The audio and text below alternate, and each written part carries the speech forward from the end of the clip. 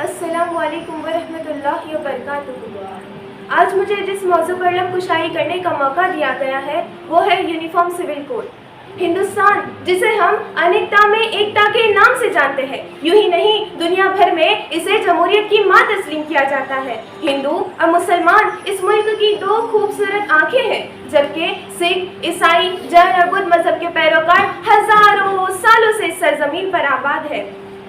یہاں کوئی بھگوان کو پوچھتا ہے تو کوئی اذان دے کر اللہ کے معبود ہونے کی شہادت پیش کرتا ہے، کسی کی عبادت گاہ چرچ ہے تو کوئی وہاروں میں جا کر اپنا دھیان لگاتا ہے۔ حاضرین، ہم یہ بخوبی جانتے ہیں کہ ان تمام کے طور طریقوں میں غیر یکسانیت پائی جاتی ہے، پھر چاہے شادی بیاہ کی رسومات ہو یا پھر وراثت کا بنٹوارا۔ دوستو، کیا ہم نہیں جانتے کہ اس غیر مذہبی لامرکزی جمہوری قانون نے جو ہمیں آزادانہ حقوق دیے ہیں، ان میں سے یہ بھی ہے کہ ہم اپنے مذہبی قوانین پر نہ صرف عمل کریں بلکہ اس کی تبلیغ و اشاعت کے لیے ہر ممکن کوشش کریں، مگر چند مٹھی بھر لوگ ہماری اس مذہبی آزادی کو ختم کرنا چاہتے ہیں، جس کا حق ہمیں ہمارے مذہبی قانون کے آرٹیکل 25 کے ذریعے حاصل ہے۔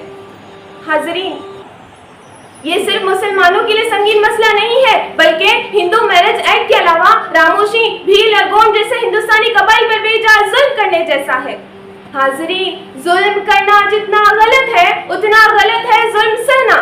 اگرچہ مظلوم اتنا ہی کمزور ہوتا تو نہ تو دنیا بھر میں فرانس کا انقلاب برپا ہوتا اور نہ ہی روسی حکومت کا تختہ پلٹ دیا جاتا، نہ انگلستان کے چنگل سے امریکہ آزاد ہوتا اور نہ ہی ہم ہندوستانی آزاد فضا میں سانس لے پاتے۔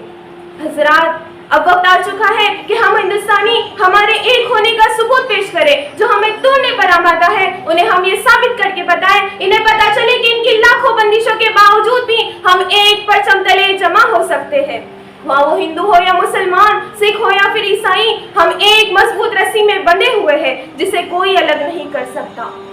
ہمیں ہمارے مذہبی قوانین پر عمل کرنے کی مکمل آزادی ہے اور یہ حق ہم سے کوئی چھین نہیں سکتا۔ حضرات گرامی، کیا یونیفارم سول کوڈ ہی ایک اکیلا ایسا راستہ ہے جو ہندو، مسلم، سکھ، عیسائی میں اتحاد پیدا کرے، یا پھر یہی وہ راستہ ہے جس سے خواتین کو ان کے حقوق حاصل ہو؟ یہ سوچ بالکل ادنا ہے۔ اتحاد و اتفاق کے لیے ضروری یہ ہے کہ ان بھڑکاؤ بھاشنوں پر پابندی لگا دی جائے جس سے قومی یکجہتی کو خطرہ لاحق ہے۔ اگر خواتین کو ان کے حقوق دلوانے کی جہاں بات ہے، کیوں نہ ہم ان کے تعلیمی معیار کے تئیں فکر مند ہو؟ محض کسی مذہب کے پرسنل لا پر حملہ کر کے نہ تو ہم اتحاد کو مضبوط کر سکتے ہیں اور نہ ہی خواتین کو ان کے حقوق دلوا سکتے ہیں۔